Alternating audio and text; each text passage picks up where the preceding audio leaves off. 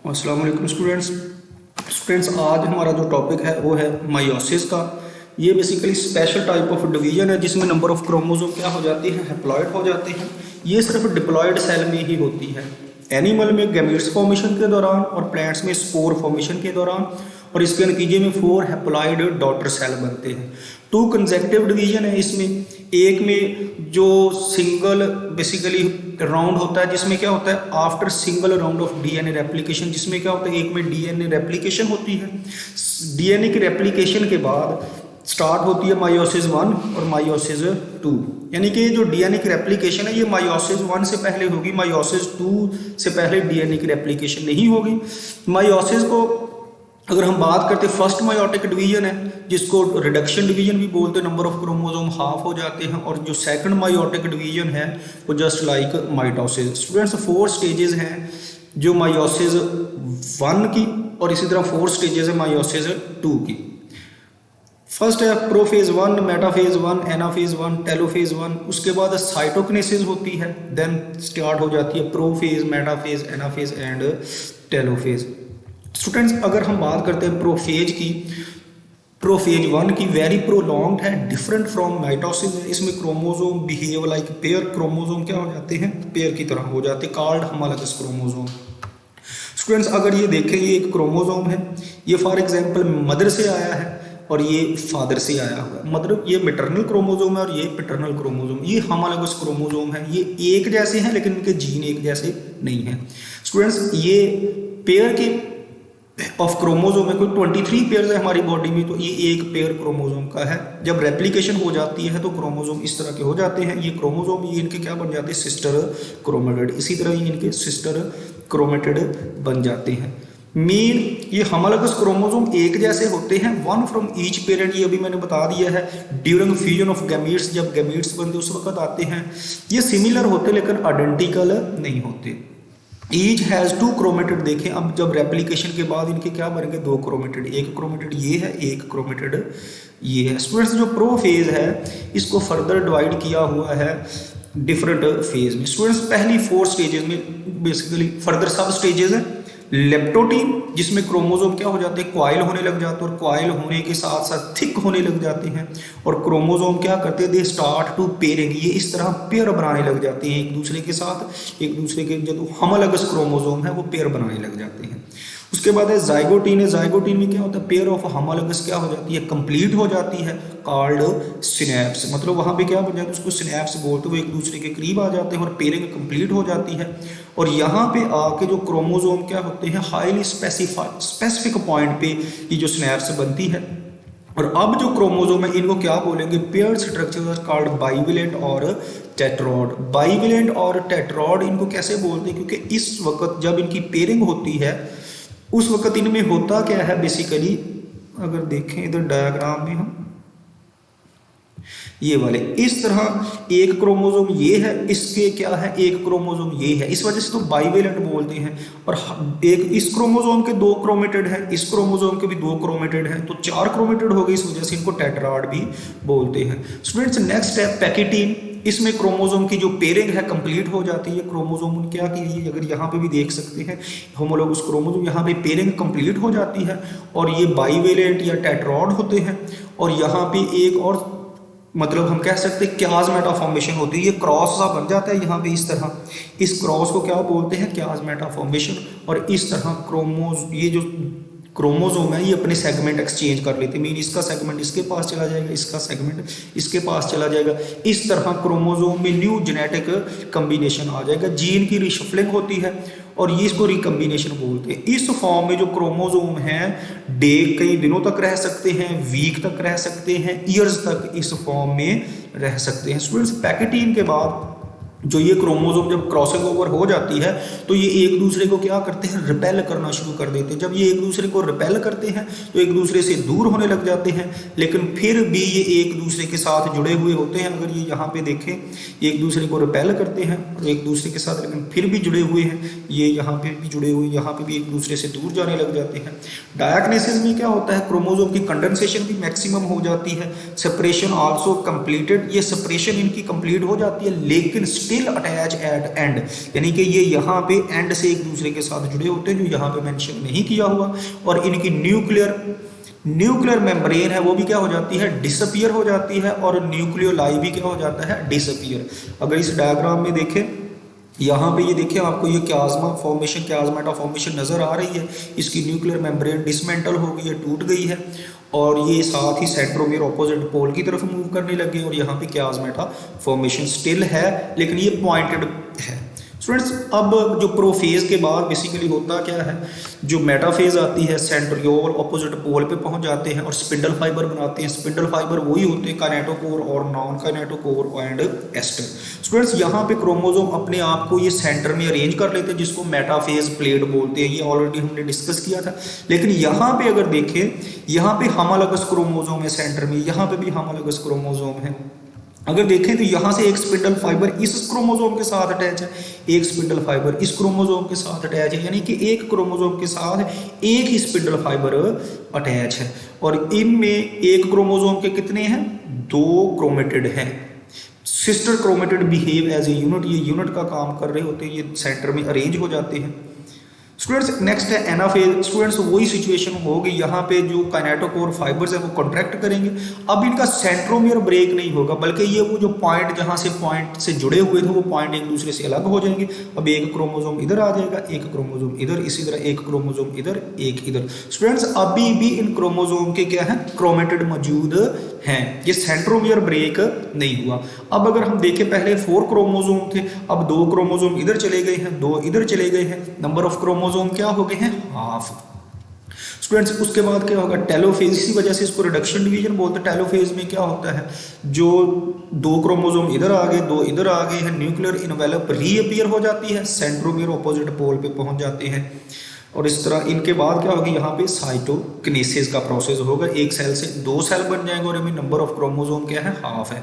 Nucleoli reappear हो जाएगा, chromosome decondense होने लग जाएंगे, यानी कि क्रोमेटिन मटेरियल में। स्टूडेंट्स, लेकिन साथ ही क्या होता है, जो मायोसिस का प्रोसेस है वो मायोसिस 2 स्टार्ट हो जाती है। जब कैरियोकिनेसिस होती है टेलोफेज के बाद, क्या हो जाती है, मायोसिस 2 स्टार्ट हो जाती है। अगर देखें, ये इंटरफेज है, इंटरफेज के बाद ये प्रोफेज है, यहाँ पे वो हमने ऑलरेडी डिस्कस किया हुआ है। यहाँ पे अब 4 क्रोमोसोम थे, यहाँ पे अरेंज हो गए हैं। एट द एंड क्या हुआ, 2 इधर चले गए, 2 इधर चले गए, अब कितने रह गए हैं, अब ये एट द एंड क्या होगा, एक सेल में 2 चले जाएंगे, और नंबर ऑफ क्रोमोसोम क्या हो जाएंगे, हाफ। इसीलिए इसको क्या बोलते हैं, रिडक्शन डिवीजन।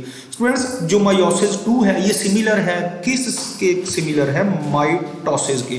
स्टूडेंट्स, इसमें जो मायोसिस 2 है, एक तो इसमें इंटरफेज नहीं होती, स्मॉल इंटरफेज होती है, लेकिन क्रोमोसोम की स्मॉल इंटरफेज होती है, लेकिन एस फेज नहीं होती इसमें, यानी कि इसमें क्रोमोसोम की डुप्लीकेशन नहीं होती, क्योंकि क्रोमोसोम ऑलरेडी डुप्लीकेटेड फॉर्म में होते हैं। स्टूडेंट्स, इसके नतीजे में क्या होता है, फिर जो 2 सेल बने थे, फिर उनमें मायोसिस 2 होगी, और 2 से फिर कितने सेल बन जाएंगे, 4 बन जाएंगे। स्टूडेंट्स, अगर देखें यहाँ पे ये हमें नजर आ रही है, ये 2 सेल बने थे, 2 क्रोमोसोम इधर चले गए थे, 2 क्रोमोसोम इधर चले गए थे।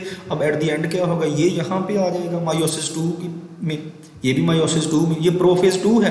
अब होगा क्या, प्रोफेज 2 में मेटाफेज, क्रोमोसोम इस मेटाफेज प्लेट पे अरेंज हो जाएंगे। स्टूडेंट्स, अब ये माइटोसिस की तरह है। माइटोसिस की तरह कैसे है, क्योंकि इधर से एक स्पिंडल फाइबर अटैच है, एक स्पिंडल फाइबर इधर से अटैच है, 9 इनका सेंट्रोमियर ब्रेक होगा लाइक माइटोसिस, और रिजल्ट क्या होगा, 2 क्रोमोसोम इसमें चले जाएंगे, 2 इसमें, इसी तरह इधर होगा।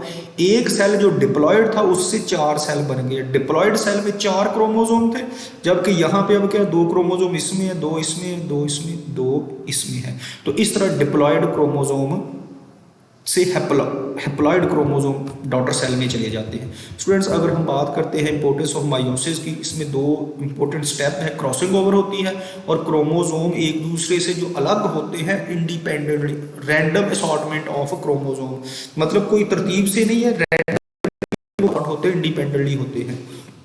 क्रॉसिंग ओवर होती है, क्रोमोसोम के सेगमेंट एक्सचेंज होते हैं, जिसके नतीजे में न्यू कॉम्बिनेशन बनता है, जीन की शफलिंग होती है, और जीन की शफलिंग के नतीजे में क्या होता है, वेरिएशंस आती हैं, वैरायटीज ऑफ गैमीट्स प्रोड्यूस होते हैं। इसका बहुत ज़्यादा गैमीट्स प्रोड्यूस होते हैं, हर गैमीट दूसरे से क्या होता है, डिफरेंट होता है, इस तरह वेरिएशंस पैदा होती हैं। एग फॉर्मेशन के दौरान भी और गैमीट्स फॉर्मेशन के दौरान भी। स्टूडेंट्स ये वेरिएशन क्या है, बेसिस ऑफ एवोल्यूशन है, हर इंडिविजुअल दूसरे से क्या है, डिफरेंट है। इवन फ्रॉम सेम पेरेंट्स, यानी कि ब्रदर सिस्टर से डिफरेंट है, दो ब्रदर है आइडेंटिकल नहीं है, वो भी एक दूसरे से डिफरेंट है।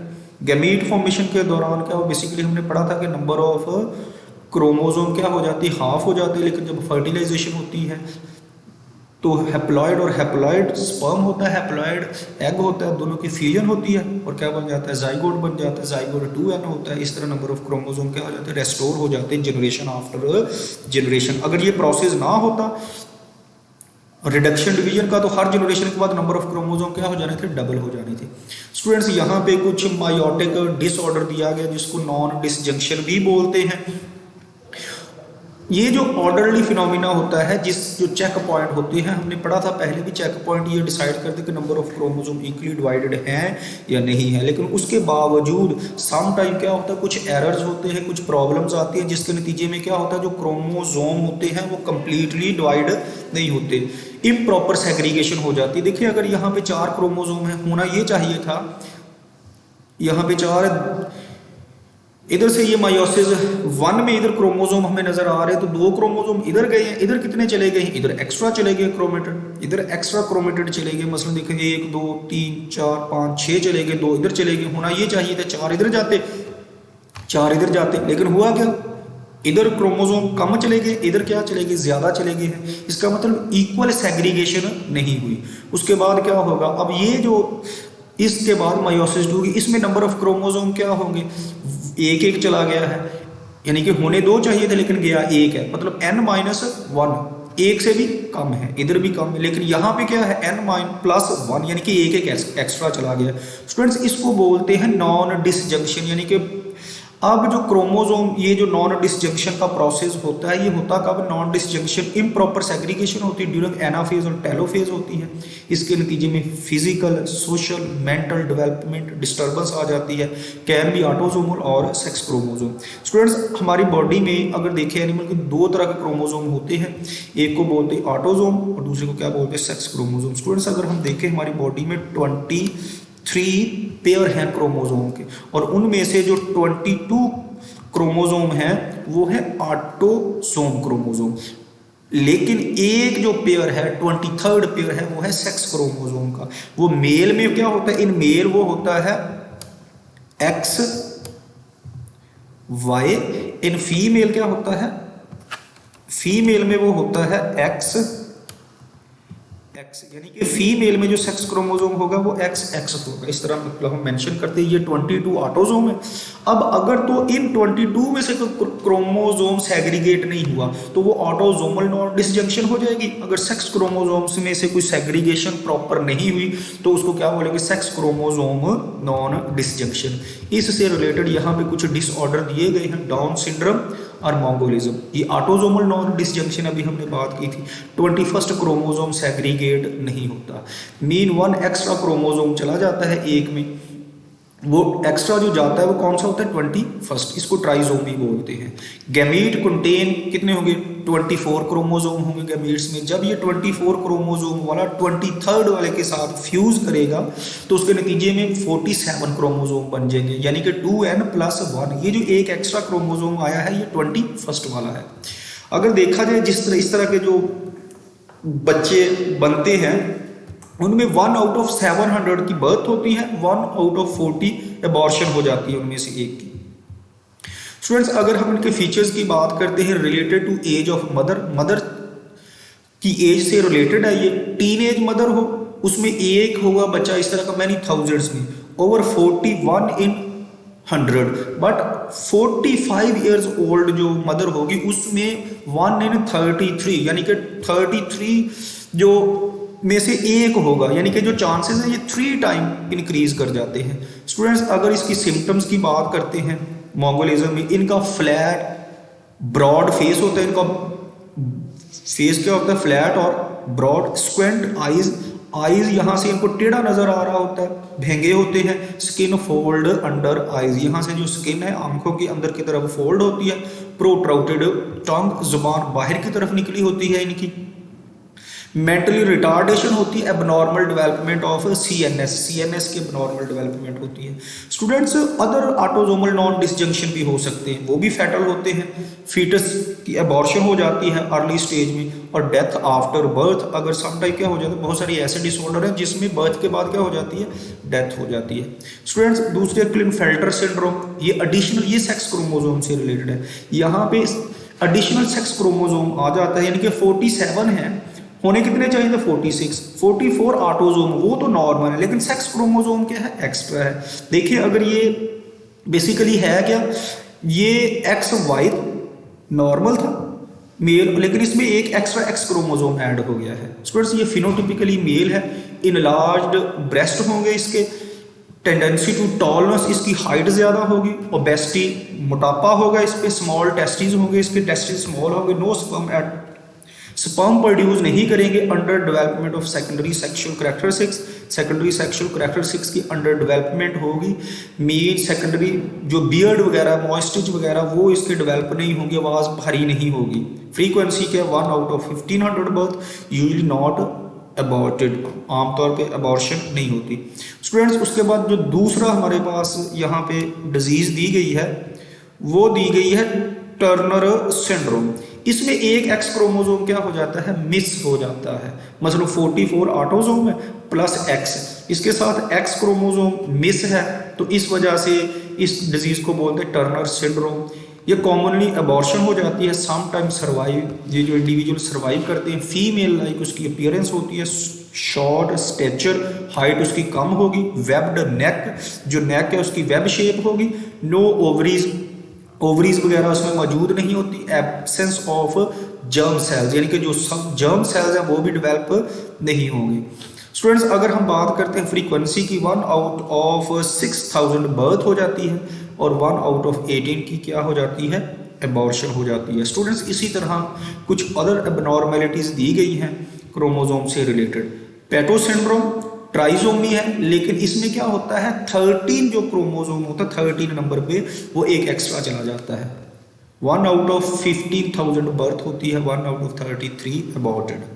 एडवर्ड सिंड्रोम ट्राइजोमी है, एक क्रोमोसोम नंबर 18 एक्स्ट्रा होता है इसमें, 1 out of 6000 birth, 1 out of 200 aborted. Meta female, ये फीमेल है जिसमें क्या होता है, एक्स क्रोमोसोम एक्स्ट्रा चले जाते हैं, इनके सेक्स क्रोमोसोम एक्स्ट्रा चले जाते हैं, ये देख सकते हैं आप, इसमें एक है, इसमें 2 एक्स्ट्रा है, 1 आउट ऑफ 1500 बर्थ है। इसी तरह जैकब्स सिंड्रोम, इसमें क्या होता है, एक्स्ट्रा वाई क्रोमोसोम चला जाता है, 1 आउट ऑफ 1000 बर्थ है। स्टूडेंट्स ये हमारा आज का टॉपिक था मायोसिस वाला, और हमारा चैप्टर नंबर 22 जो है वो भी यहाँ पे ख़त्म होता है, क्योंकि नेक्स्ट जो टॉपिक है नेक्रोसिस और अपेप्टोसिस वाला, ये स्मार्ट सिलेबस में नहीं है। स्टूडेंट्स अगर इससे रिलेटेड कोई क्वेश्चन है माइंड में तो काइंडली आप ग्रुप में पूछ सकते हैं। ओके, अल्लाह हाफिज़।